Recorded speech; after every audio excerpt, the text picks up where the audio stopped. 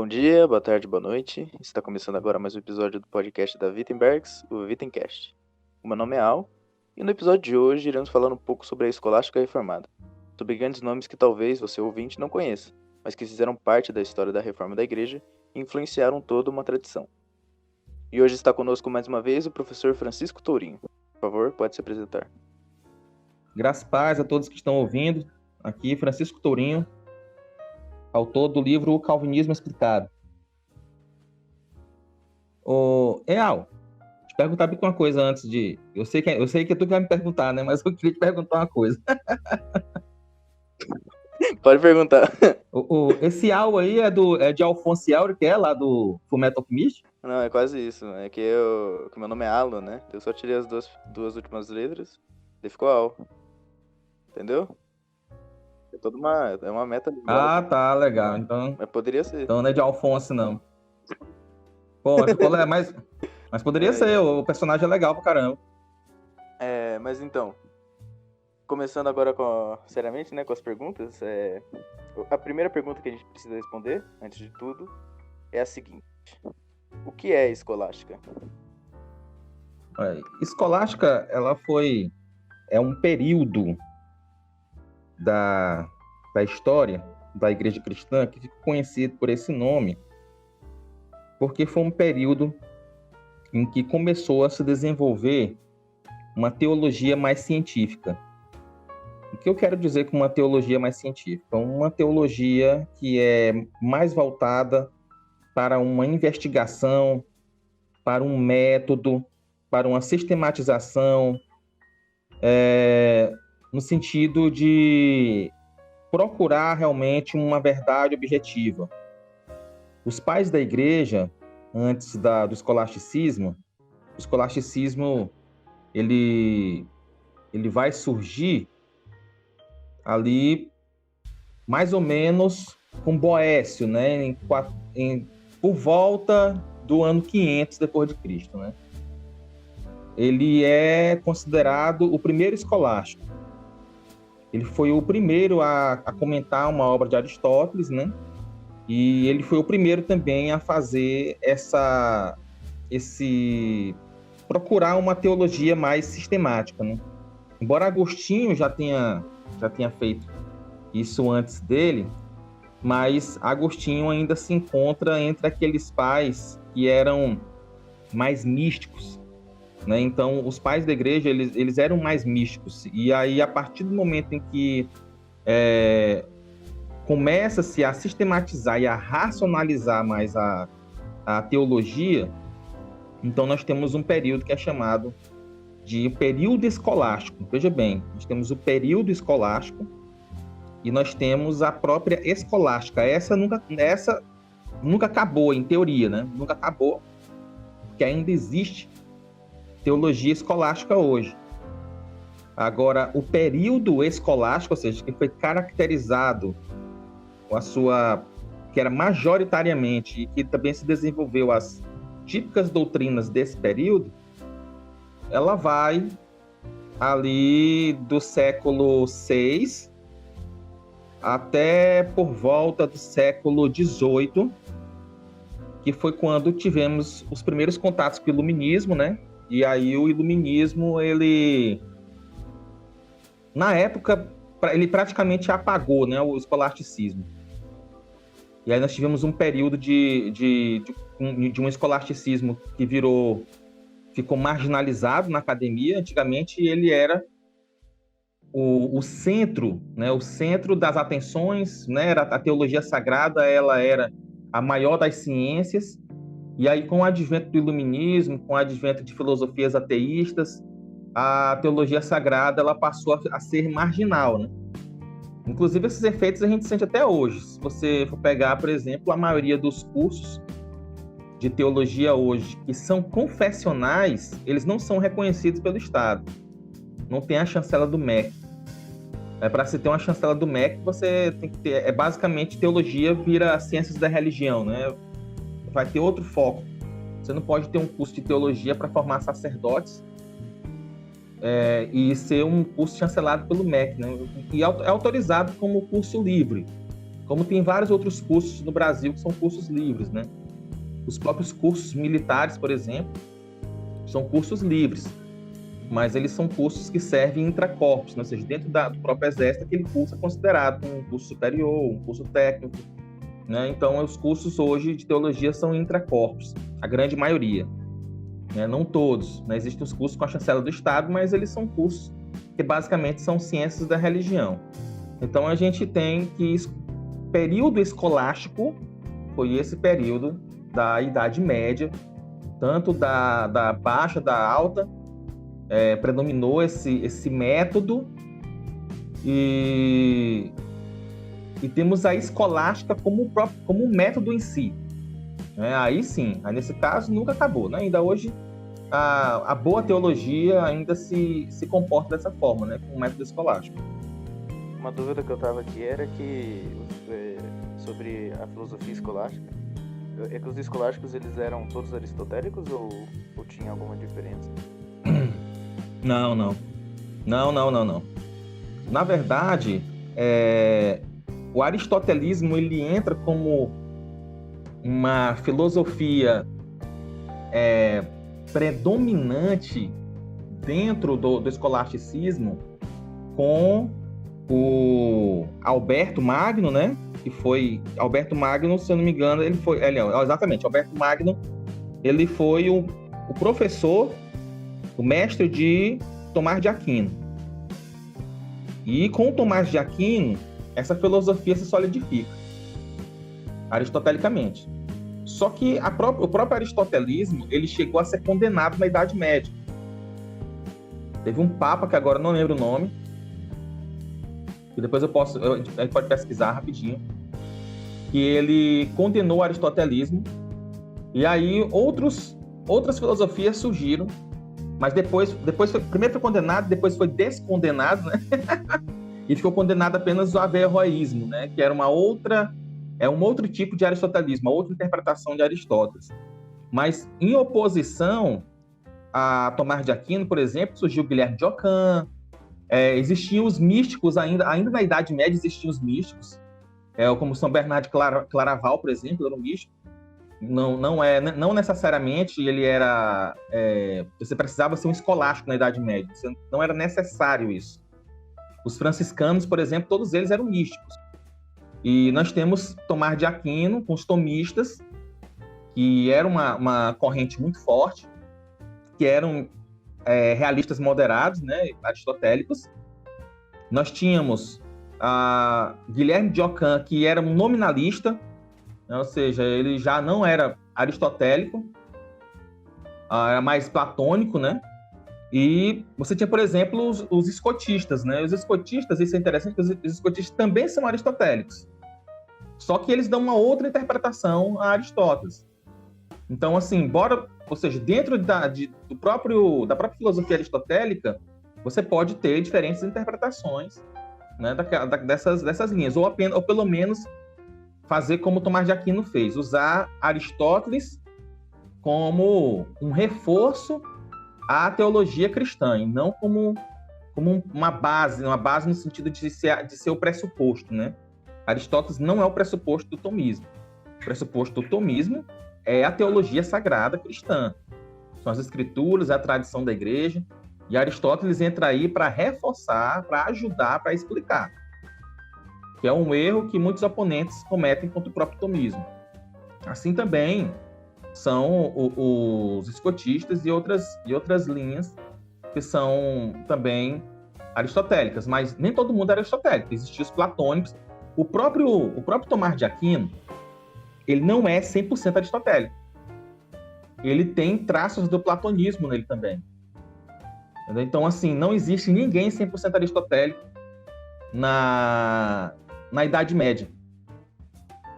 Então, isso aí é importante frisar. Porque muitas vezes dá tanta ênfase a Aristóteles que a gente não pensa que Platão também teve uma grande influência, não só no começo da igreja, nos pais da igreja a influência platônica era muito maior, né? Isso aí é sem dúvida, neoplatonismo principalmente, era muito maior, mas na Idade Média, Platão continuou sendo influente, só que agora com uma figura de Aristóteles sendo mais influente do que ele ainda.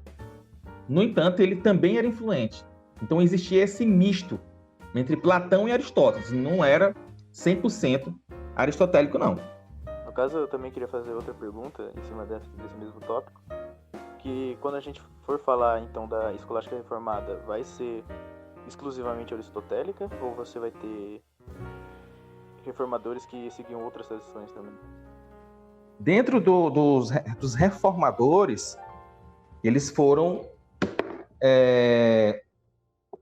Olha, o que eu posso dizer é o seguinte, dos que eu conheço e das literaturas que eu já li, eles eram 100% tomistas. Portanto, aristotélicos com alguns traços de Platão. Alguns traços platônicos. Com exceção do próprio Lutero, né, que Lutero era um místico. Lutero nem era um escolástico e nem era, vamos dizer assim, o Lutero você não consegue enquadrar ele em uma linha de pensamento. A linha mais próxima de Lutero seria a linha dos místicos, porque o autor que ele mais cita é São Bernardo de Claraval. Então, e São Bernardo de Claraval era um místico. Então, assim, supõe-se, né, pela literatura, levando em conta a quantidade de citações que Lutero tem dos autores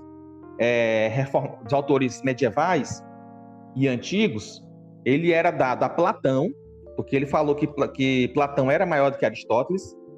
Então ele era muito dado a Platão e era muito dado ao misticismo. E ele era anti-escolástico. Ele não gostava da escolástica. Ele era realmente aquele cara que era mesmo dos pais da igreja e tudo mais, assim que eu digo, bem da igreja primitiva mesmo. Ele tinha uma teologia, ele queria alcançar esse tipo de teologia.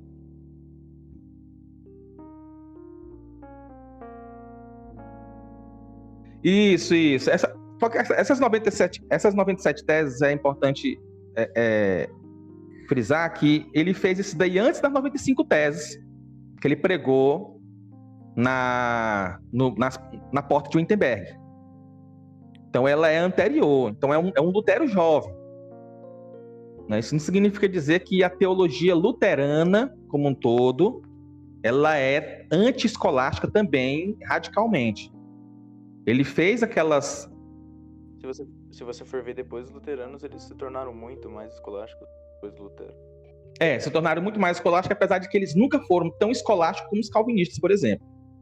De fato. Entendeu? Eles eram escolásticos, mas eles sempre tiveram essa pegada mais místicas, né? Eles aceitam contradições com mais facilidades, paradoxos com mais facilidade, né? Então, a teologia luterana ela é muito mística. Eu me lembro do último podcast de você falando que os luteranos, eles pegam uma coisa e a outra e aceitam.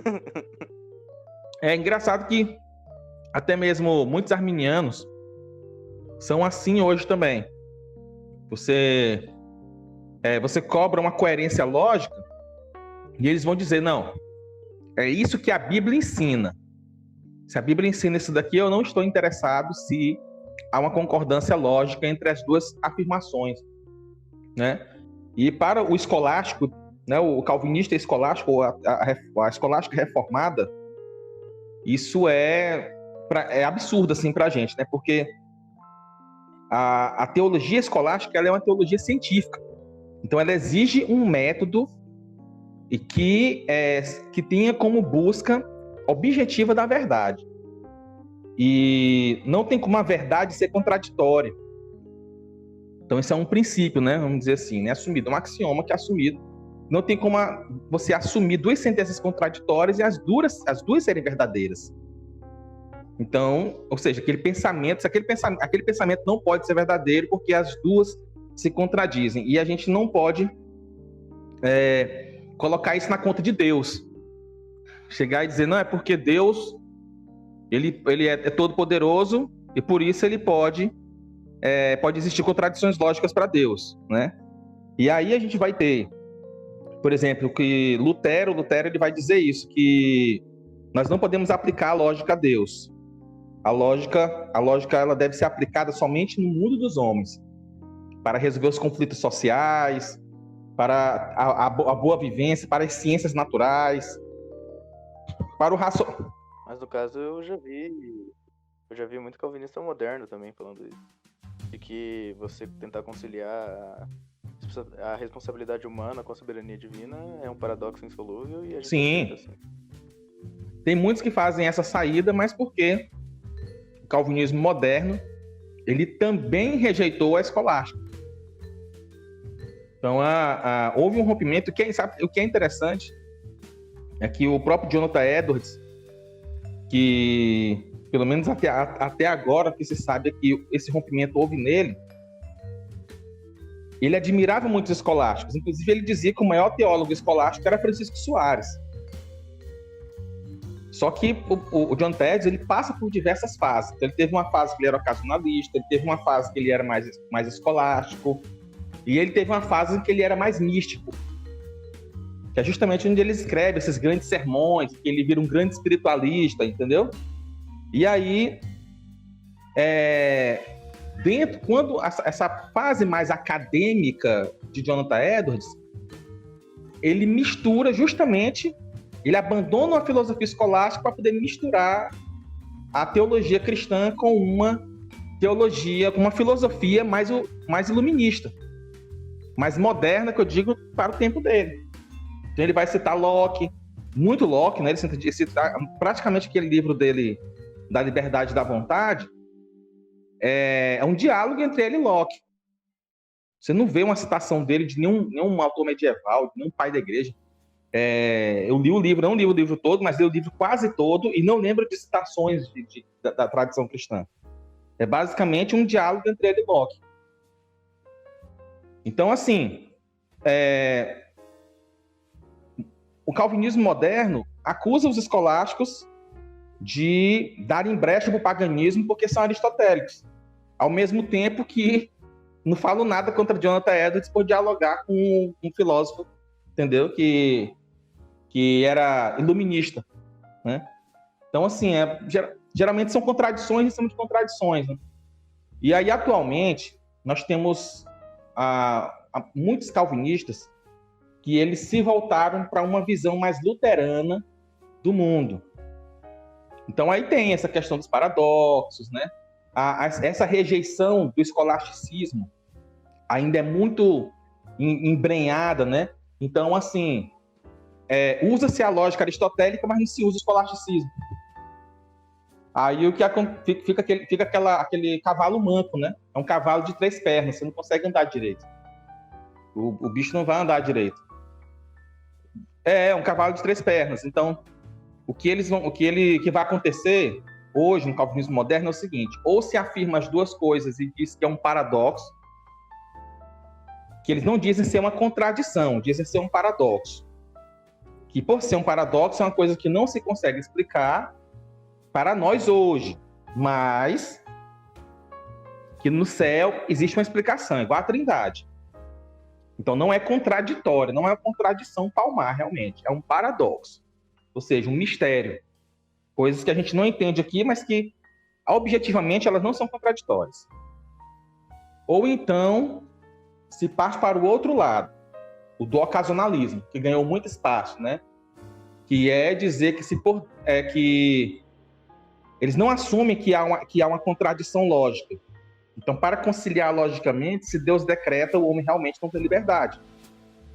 E aí vira essa blasfêmia, né? Essa bizarrice de dizer que Deus é autor do pecado, que Deus é o único autor dos eventos na Terra, e aí por aí vai, né? Que é uma distorção das mais absurdas. E eu tenho inclusive, conversado com vários calvinistas, mesmo no meio acadêmico, e a grande maioria deles ou vai por essa linha, ou vai pela linha do mistério. Então, realmente, a grande maioria está indo por esse rumo. Eu espero que essa visão ela vá caindo pouco a pouco, porque para alcançar a academia é mais difícil. Apesar de que, por exemplo, meu livro agora ele foi adotado no seminário congregacional de Niterói, Teológico de Niterói, lá no Rio de Janeiro. Ele é o livro... Os meus 2 livros, na verdade, né? O livro Calvinismo Explicado e aquele do Beza, que foi comentado por mim e traduzido, ele é agora bibliografia básica no seminário lá. Mas é no meio dos congregacionais. Não no meio dos presbiterianos, por exemplo. Os presbiterianos são mais fechados. Eles já têm essa ideia de que eles sabem tudo, eles são realmente muito... eu espero que não tenha nenhum presbiteriano me ouvindo. Eu também sou presbiteriano, mas realmente o pessoal é bem mais pedante. Eu tô te ouvindo. O pessoal é bem mais cabeça dura. Assim, é difícil mudar a ideia do pessoal, assim. Tem outros que são pessoas de mente muito aberta. Mas o pessoal que é mais influente, que dá aula em seminário, entendeu? Eu já tive a oportunidade de conversar com alguns. Você mostra a literatura e mostra que está errado, e ele prefere desqualificar o autor do que assumir que ele está errado, que ele não tinha visto aquilo ainda, que é uma informação nova para ele, entendeu? Então realmente um trabalho árduo, tem que ser devagar, trabalho formiguinha. Falando assim por experiência própria, antes de conhecer o trabalho do professor Torinho, todos os outros calvinistas que eu conhecia iam todos para essa linha. Eu não conhecia a escolástica reformada antes de conhecer o livro do Senhor, né, que é o calvinismo explicado. Rapaz, é bênção. Mas enfim, acho que a gente já pode finalizar esse tópico e ir pro próximo. Qual a característica que define e distingue a escolástica reformada? A escolástica reformada, ela, em termos de método, ela é igualzinha à escolástica católica romana, à luterana. Não há diferença em termos de método. O que é o método escolástico? O método escolástico consiste em você descrever a tese contrária, depois de você descrever e explicar a tese contrária, você agora vai oferecer argumentos contra aquela tese contrária, né? Seja ela por tópicos, seja ela em blocos.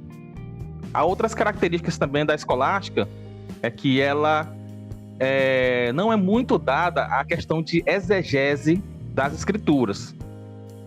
Não do jeito moderno de se fazer, sabe? Você fica pegando o termo grego, aí você pega, não, porque esse termo se liga a esse, que se liga àquele, e esse texto, na verdade, é melhor traduzido dessa forma, assim, assado, não. Ela era uma teologia em que você descrevia, você fazia um bloco, você escrevia tudo que queria escrever, e aí no meio do texto você ia colocando as referências bíblicas que fazia alusão àquilo que você estava falando naquele momento. E aí, a não ser que tivesse algum versículo disputado, é que se fazia exegese do texto.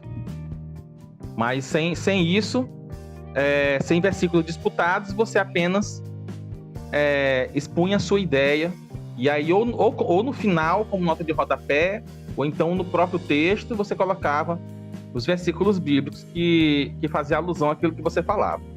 O distintivo principal da escolástica reformada é a doutrina tipicamente protestante.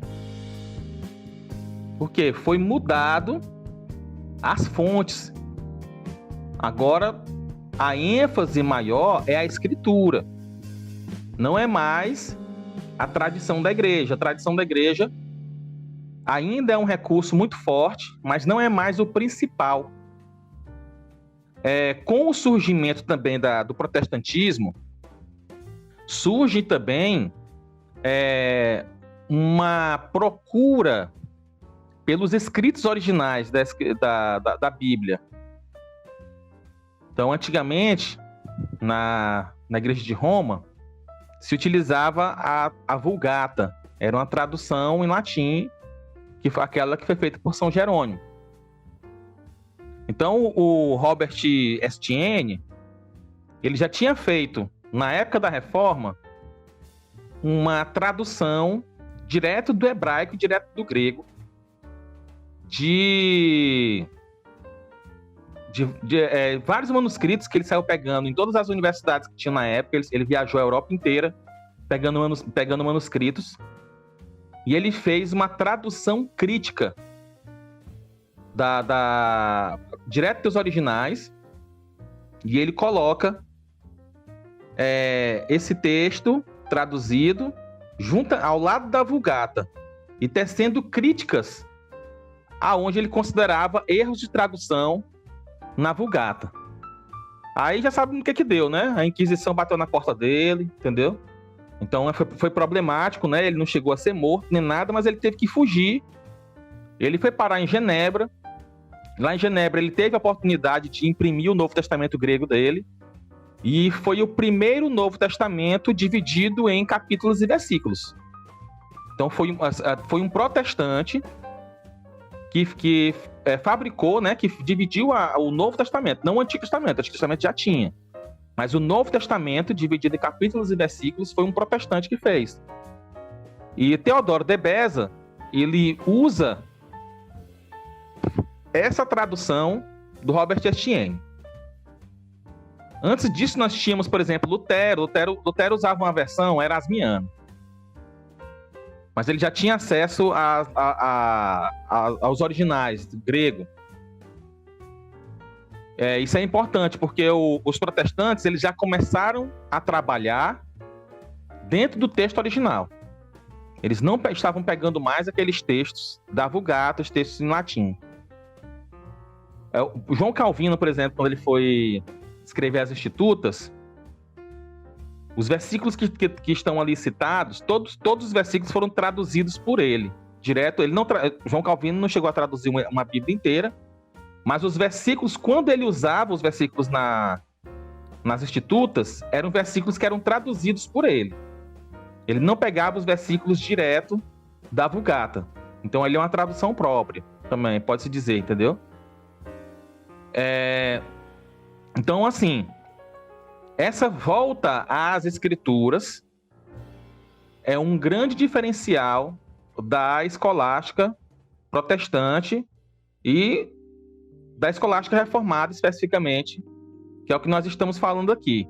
Então, há uma procura muito mais por essa base escriturística de tudo que se escreve. Então, por exemplo, se você pegar Jerome Zantio, que é o Zante, né? O pessoal chama de Zante, ou Zantius, que é o nome dele em latim, ele escreveu... Ele não chegou a escrever uma suma completa, mas ele tinha um projeto de escrever uma suma teológica completa, igual ali, seria o equivalente ao que Tomás de Aquino escreveu, só que protestante. Mas ele chegou a escrever uma grande parte dessa suma.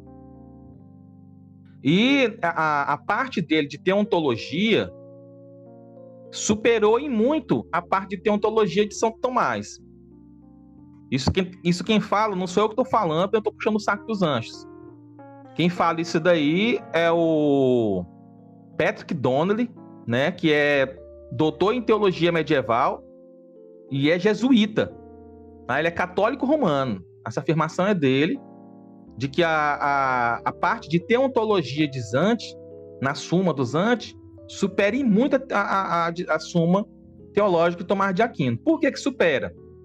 Porque ele trabalhou os nomes de Deus no original, no hebraico.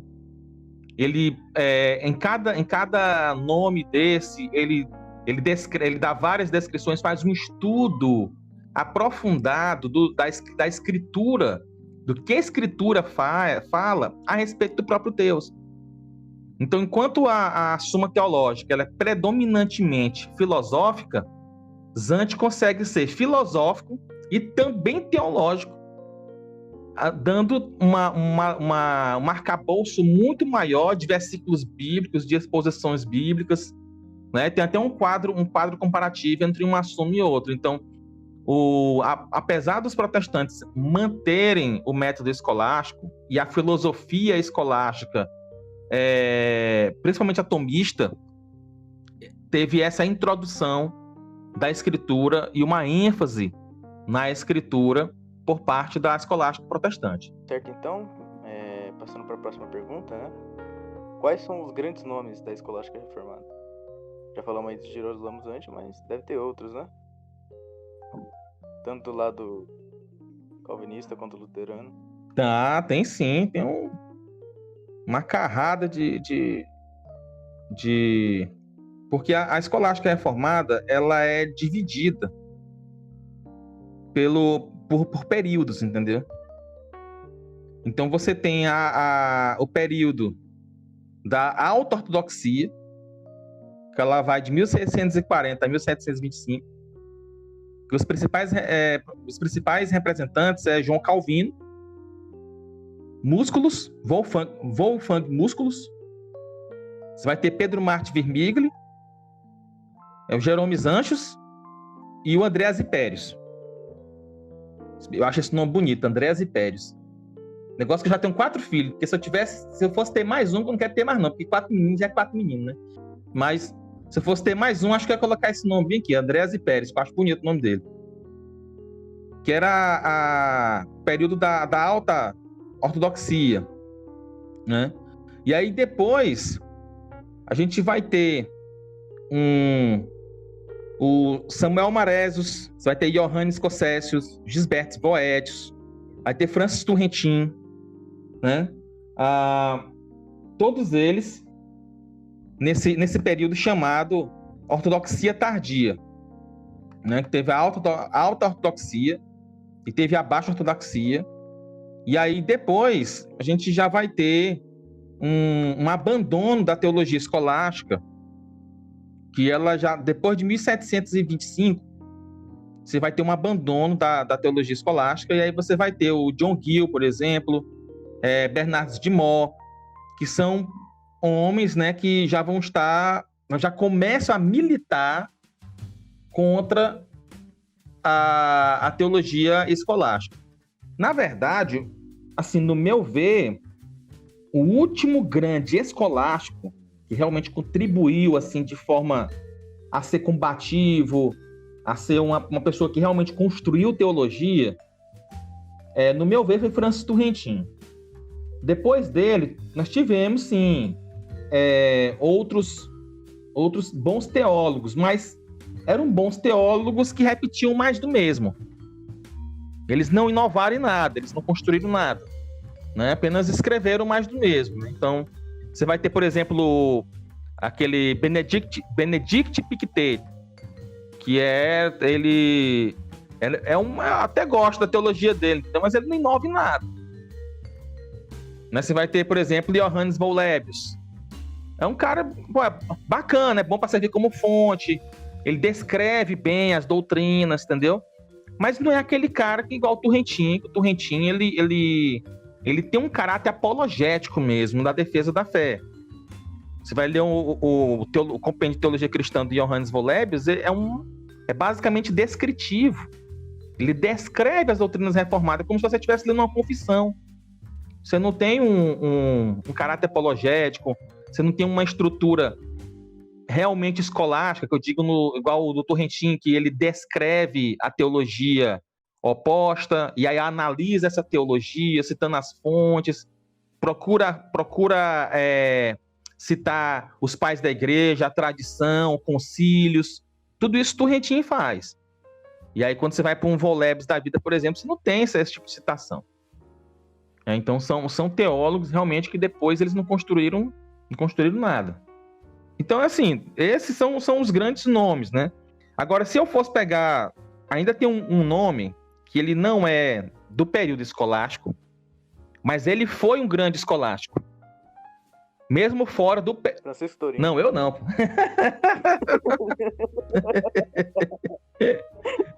Eu tô longe desses caras ainda. Espero um dia ser, se Deus me abençoar. E eu viver até lá. Mas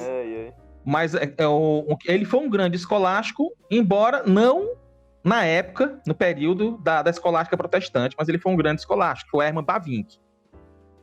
Então foi um cara que ele realmente construiu teologia, ele dialogou com as pessoas do seu tempo, fez uma teologia apologética e também escolástica. Então Hermann Bavinck foi um grande escolástico. E é muito interessante que a boa parte dos neocalvinistas e de calvinistas modernos louvam muito Bavinck, mas parece que fecha os olhos pro escolasticismo dele. né? Vão sempre se focando, é sempre pegando aquelas coisas que lhe agradam. Eles não bebem a obra inteira. É igual quando esse pessoal lê Calvino, ele parece que só lê a parte da predestinação. Só lê a parte em que Calvino está falando que tudo para Deus acontece necessariamente. Aí a parte que Calvino fala da liberdade humana, parece que o caboclo fechou os olhos. Não, isso aí, cadê essa parte aí? Não, rapaz, Calvino falou isso aí não. Eu acho que falta do pessoal mesmo, realmente, honestidade, é honestidade mesmo, acho que o nome é esse, né? Honestidade. Primeira vez que eu fui ler as Institutas, né? Eu não sei se foi viés meu, de tanto ouvir esses calvinistas aí, né? Que falam que tudo é mistério e tal. E pra mim, Calvino tava ali ensinando que a soberania de Deus era mistério, que não tinha como conciliar com a liberdade humana. Eu li tudo e me pareceu assim. Depois que eu peguei o viés, né, escolástico aí, eu fui reler lá as partes e, cara, não tinha nada a ver do que eu achava. Tem nada a ver. Inclusive, quem leu aí o Calvinismo Explicado vai ver que Calvino enfatizou bem a responsabilidade humana baseado na liberdade humana, né? Que é outra coisa que os ocasionalistas e os modernos, né?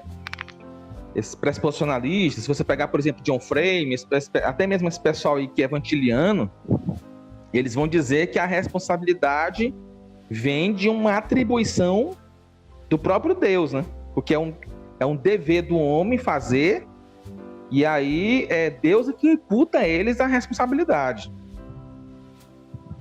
Também fala isso daí, Deus é que imputa sobre a pessoa a responsabilidade. Mas não é isso que os reformadores ensinavam, não. Nem as confissões, né? O homem, ele é responsável justamente porque ele é livre, racional e produtor do seu próprio movimento, né? Como causa segunda. Teodoro de Beza vai enfatizar isso aí muito bem. Eu acho que é o que melhor enfatiza. Tem hora que eu leio Teodoro de Beza, e se eu isolar o contexto ali, eu juro que ele é um molinista.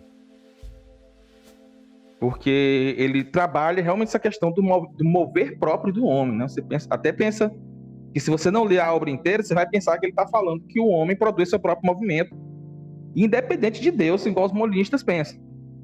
E realmente ele não está falando isso. Mas ele está falando que o homem tem um mover próprio na medida que é movido por Deus, né? Mas o mover ainda é próprio do homem. É aquela coisa, né? De Deus determinar o homem a se determinar, né? Deus determina o homem a se determinar, ou seja, a determinação ainda é do homem.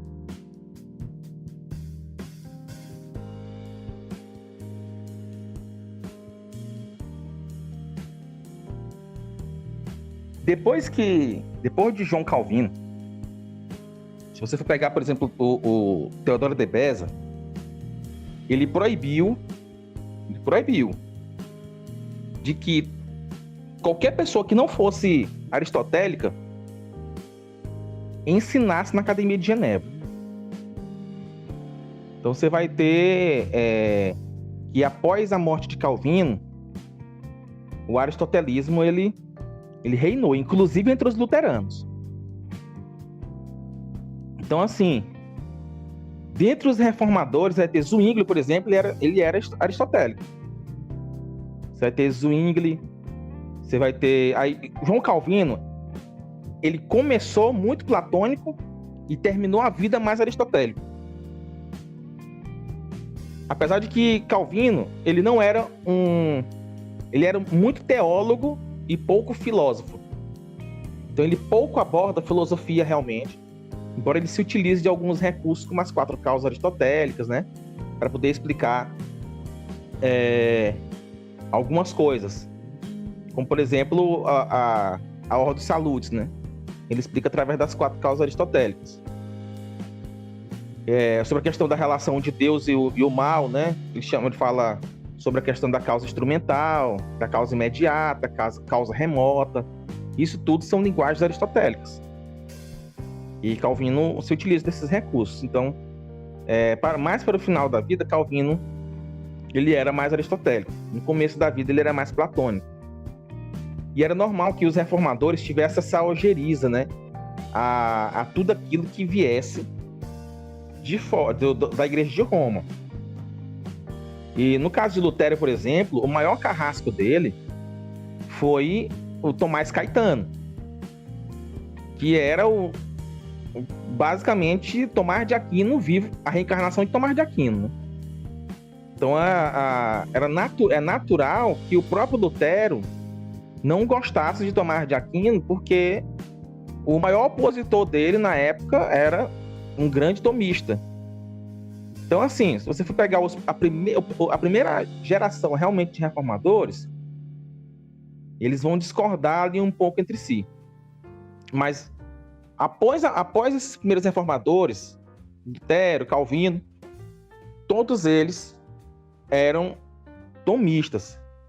Se você vai na Biblioteca de Genebra, por exemplo, a Biblioteca de Genebra não tinha nenhuma obra escotista.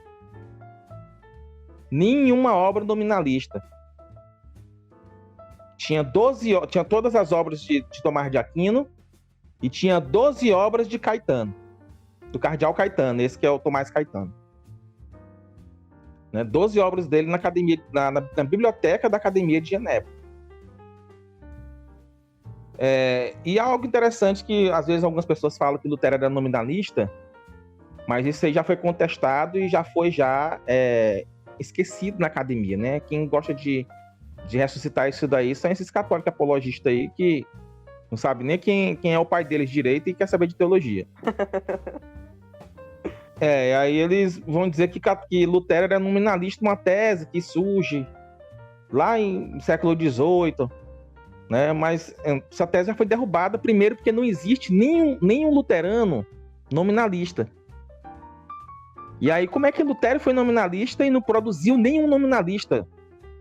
Ou seja, ele deu aula para tanta gente, né? As pessoas vinham de longe para estudar com Lutero, e ele mesmo não produziu nenhum nominalista.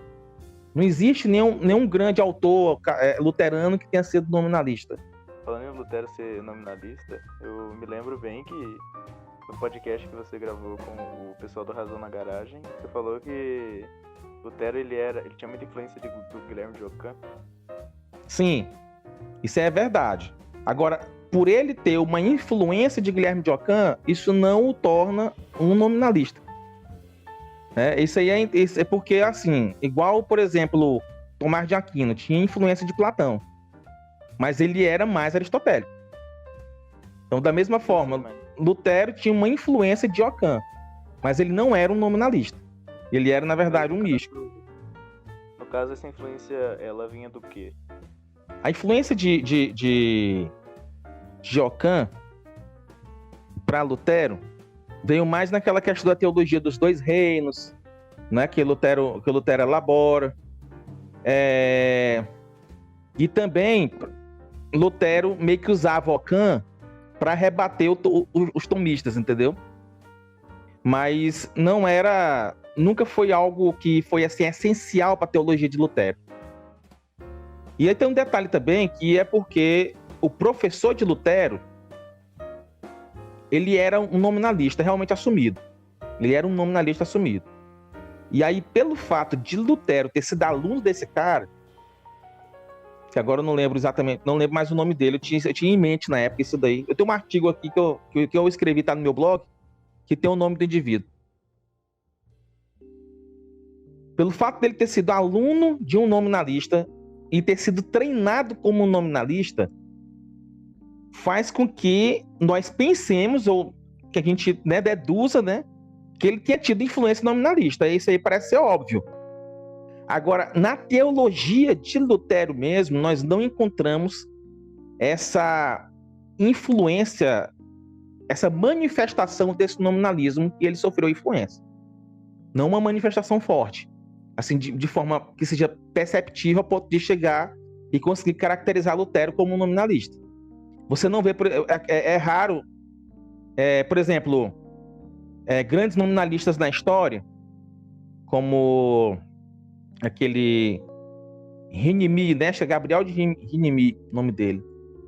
E o próprio Ockham, naquelas 97 teses contra a escolástica, Lutero ele rebate os dois, né? Que foram dois grandes nominalistas. Então, ou seja, nas 97 teses, Lutero bate em Tomás de Aquino, Lutero bate nos nominalistas e principalmente nos nominalistas, ou seja, o ataque dele está mais voltado para os nominalistas do que para os outros. Então, assim, Lutero é uma incógnita. Você não sabe exatamente o que ele é. E assim, é característico do próprio Lutero. Lutero, ele tem uma teologia confusa. Você pode, por exemplo, pegar Lutero e usar para afirmar a predestinação, eleição incondicional, e usar o mesmo Lutero para afirmar a perda de salvação, por exemplo. Você pode... Eu estava conversando agora com o reverendo Daniel Arthur Branco, e uma das coisas que ele fala que é muito importante se prender às confissões luteranas, porque se você se prende ao próprio Lutero em si, você vai acabar ficando doido, porque Lutero, por ser muito sanguíneo, ele queria resolver o problema do momento. Então, se tinha um teólogo que chegava para ele e usava um determinado tipo de argumento, ele rebatia aquele teólogo. Aí chegava outro teólogo e usava outro argumento, ele não tinha medo de usar um argumento que era contrário àquele que ele usou contra o outro teólogo, só para poder rebater aquele outro que estava conversando com ele, entendeu? Então, ele era muito inconstante. Ele não tinha realmente uma mente sistematizada. Foi um grande teólogo, sem dúvida. Uma das coisas que ele nunca negou e nunca se contradisse foi com relação à questão da justificação pela fé, que é o dogma central do luteranismo, é a justificação pela fé. Mas nas outras áreas, Lutero sempre foi muito confuso. Muito mesmo, entendeu? Então é complicado analisar o pensamento de Lutero e definir ele numa coisa. Tem hora que ele se comporta como um tomista.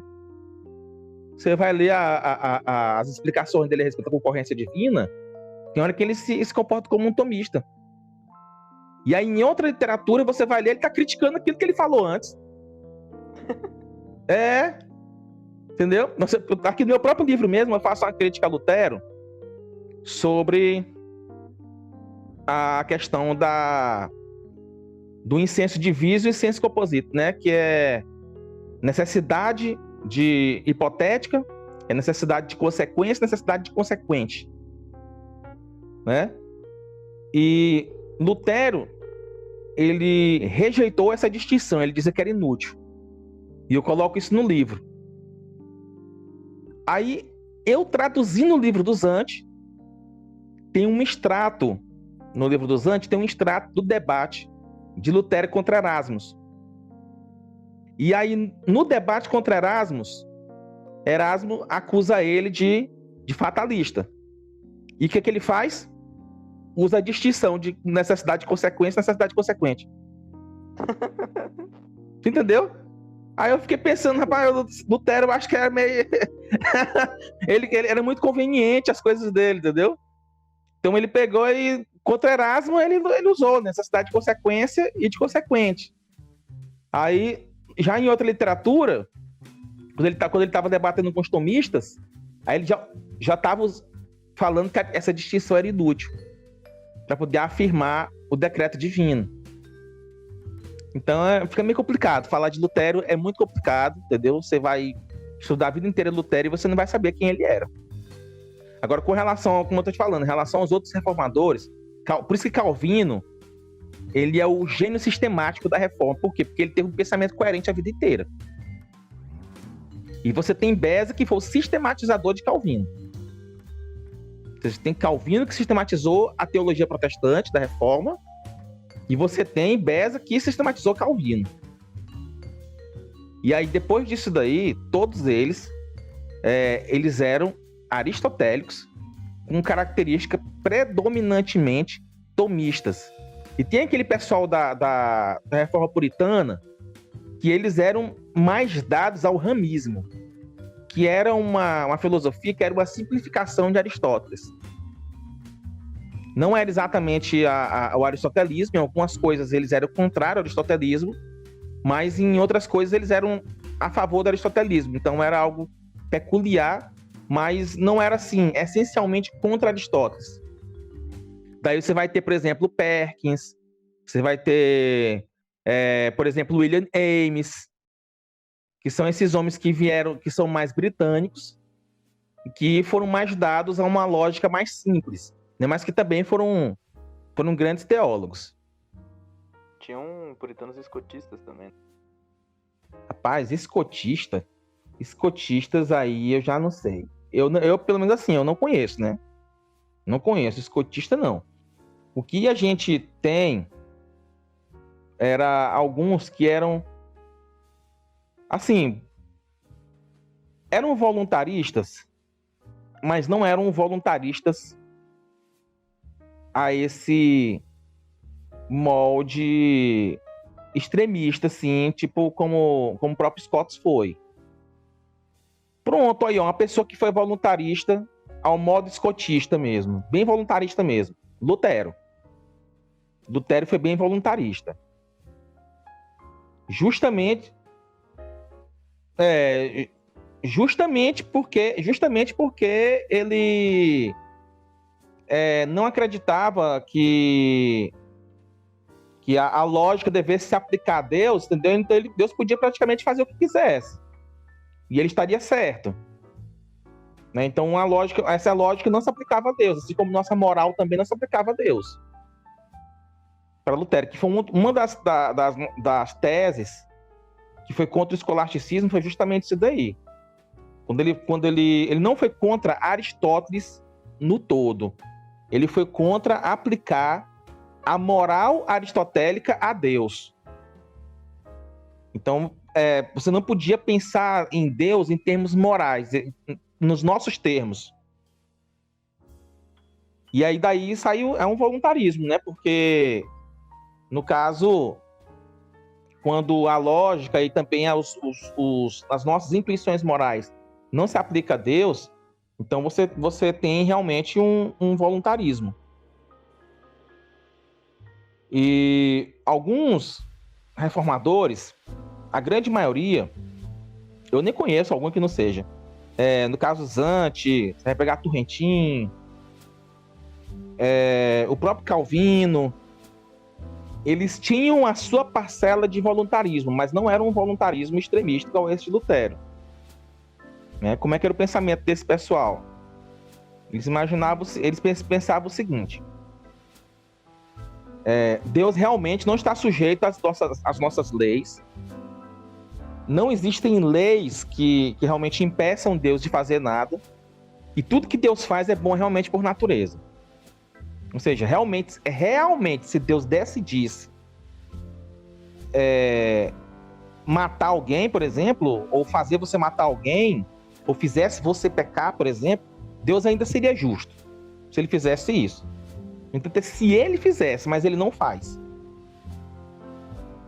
Ele não faz porque a essência dele é boa. Mas se ele fizesse, ele ainda seria justo. Entendeu? Então, é como se o voluntarismo realmente existisse, mas, por outro lado, a comunicação, o modus operandi de Deus, ele obedece a uma coisa que é objetivamente boa, que está no próprio Deus em si. Que isso daí são os traços do essencialismo. Né? Então, assim, muitas vezes, os próprios calvinistas modernos, como Schenck, como Clarke, eles pegam as citações de Calvino, vão pegar as citações de Zante, para endossar o voluntarismo extremo. Só que eles não defendiam isso. Se você pegar o livro do Zante agora, que foi esse último livro que saiu, que eu traduzi agora, ele vai defender o voluntarismo. E mais... eu traduzi um livro do Zante agora, a Doutrina da Predestinação Absoluta.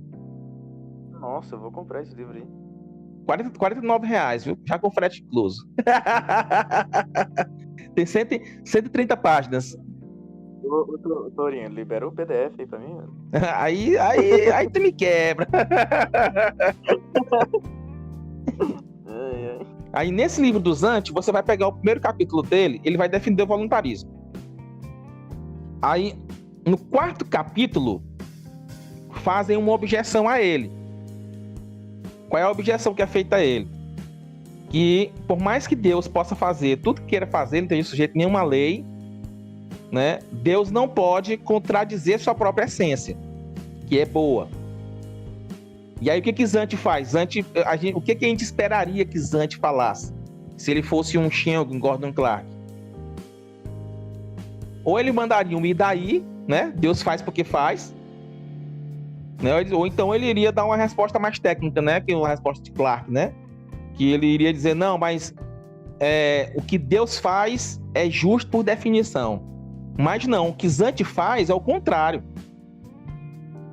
Ele recua e diz, eu concedo que Deus, embora possa fazer tudo que quiser, não faz nada que seja contra a sua essência.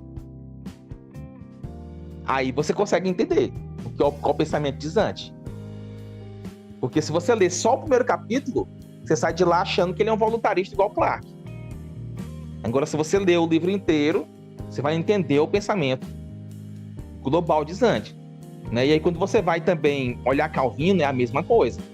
Calvino vai dizer que as coisas são... que tudo que Deus faz é justo por definição, ou seja, as coisas são boas porque Deus faz. No entanto, em outras passagens, ele mesmo vai dizer que assim como o diabo é mau por essência, né? Ou seja, depois que ele se corrompeu, ele se tornou totalmente mau e vai sempre fazer o mal. Deus é bom por essência, ele faz o bem por causa de sua essência boa, ou seja, isso aí é essencialismo, isso não é voluntarismo. Mas então, passando para a próxima pergunta, qual foi a influência dos escolásticos reformados na reforma em geral? A influência foi que o papel mais importante da escolástica reformada foi responder aos ataques de Roma. Porque quando os primeiros reformados eles surgem com uma série de ataques aos católicos romanos. Então você vai ter ali uma sola fide, você vai ter uma sola escritura, você vai ter um ataque ao papado, você vai ter um ataque à transubstanciação, você vai ter um ataque à eclesiologia romana, você vai ter um ataque a uma infinidade de coisas. Só que a igreja de Roma, ela responde a esses ataques. E ela responde esses ataques com uma teologia fortemente escolástica. E aí, para responder os ataques de Roma, os reformadores eles tiveram que se voltar para a escolástica também. Olha lá, usando a arma do inimigo. Isso, justamente. Então, o maior papel dos reformadores da escolástica protestante foi estabelecer uma ortodoxia protestante e responder aos ataques de Roma. Esse foi o maior papel. Se você pegar as confissões, todas elas elas têm uma carga escolástica muito grande. Todas as confissões. Principalmente a de Westminster. Acho que é a que mais tem uma carga escolástica. Basicamente, esses reformadores aí, eles ajudaram a escrever confissões, né? A elaboração de ratificações, né? Até de concílios. Você vai ter, por exemplo, Zacarias Ursinos, né? Escrevendo uma das 3 formas da unidade, lá da Igreja da Holanda. Você vai ter o próprio Sínodo de Dort, né? Que foi feito, né? Por escolásticos.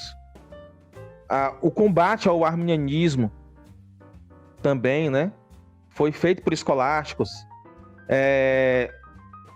A produção das grandes confissões, acho que no meu ver, essa foi a maior contribuição, né? A produção das grandes confissões,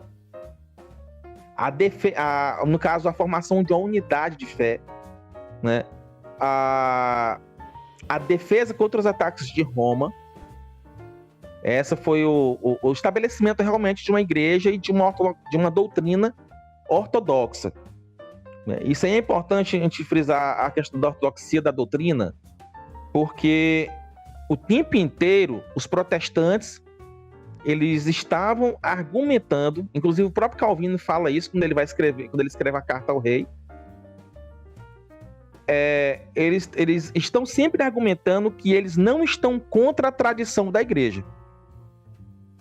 O argumento dos reformadores escolásticos é que Roma se desviou da tradição da igreja. É que Roma que introduziu doutrinas novas. E que os protestantes, na verdade, naquela situação, os reformados, eles estavam resgatando a verdadeira tradição da igreja. Então existia um apelo aos pais, citação dos pais da igreja, citação de concílios. Isso é muito recorrente na literatura da escolástica protestante. Então acredito que a maior contribuição foi essa. Então, partindo para a próxima pergunta, por qual motivo a gente não conhece tanto hoje os reformados escolásticos, tanto como a gente conhece os patriarcas da Reforma, como Lutero e Calvino? Justamente pelo que eu falei na primeira pergunta. Quando deu ali no século XVIII, XIX e XX, houve um movimento mundial, não foi só dentro do protestantismo, dentro dos reformados, não. Foi um movimento mundial contra a religião em si. Então a filosofia aristotélica ela foi atacada por todos os lados. E junto com ela, o escolasticismo também. Então o escolasticismo foi atacado por todos os lados. Pelas instituições pagãs, né? No caso, pagãs que eu digo seculares, as grandes universidades relegaram a filosofia escolástica de lado. A maioria dos religiosos acompanhou essa vibe de rejeitar o escolasticismo, e também pela criação de mitos relacionados a essa época, porque começaram a defender que a escolástica foi um movimento frio, um movimento sem espiritualidade, um movimento baseado em filosofia e não na escritura. Então e junto com isso também veio uma rejeição da tradição da igreja, ou seja, é fruto de um movimento neo-evangelical. Essa é a grande verdade, o movimento neo-evangelical. Então se rejeita também o escolasticismo.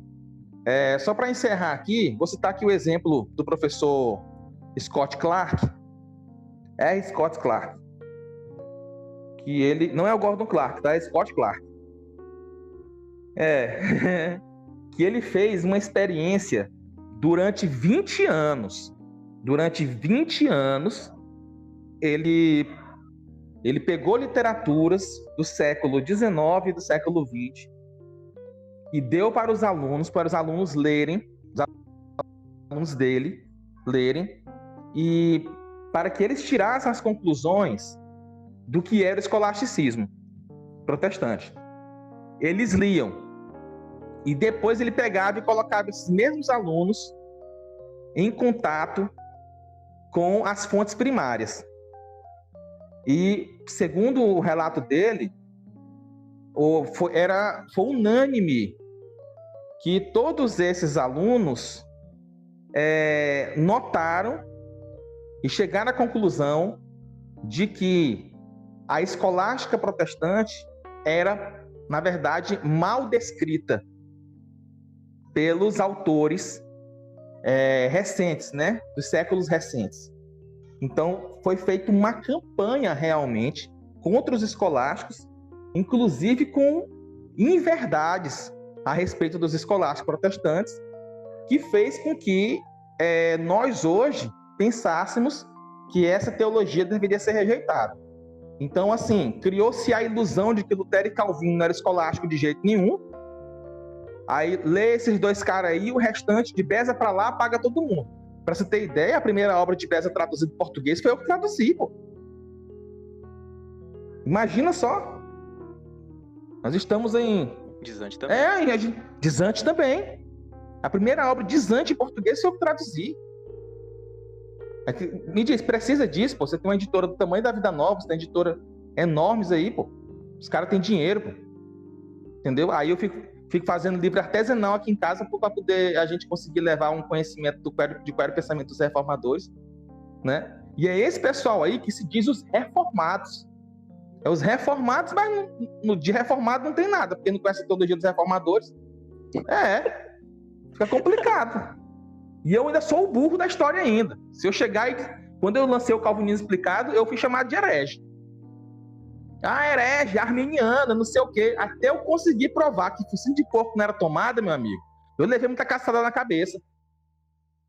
Agora não, que aí o livro já está com mais de 500 cópias vendidas, muita gente está lendo, aí o pessoal já chegou, não, rapaz, realmente é assim. Já tem muita gente já mudando de ideia, né? E eu fiz questão de traduzir algumas outras obras, né? Inclusive essa semana tá saindo outro do Beza. Essa semana. Que é justamente para poder a gente colocar em pauta aí qual era a teologia dos reformadores realmente. Isso aí é muito bom. Certo, então, acabamos mais um podcast e agradecemos ao professor Francisco Tourinho por ter participado mais uma vez conosco. E agora, se quiser, pode dar as suas considerações finais. Eu só agradeço, fico muito feliz aí pelo convite do pessoal. Quero dizer que estou sempre à disposição. Que bom. E que qualquer coisa aí, você pode chamar que a gente tá junto. Deus abençoe a todos. E isso é tudo, pessoal. Então não se esqueçam agora de poder se inscrever, deixar o seu like, feedback, os comentários, também compartilhar.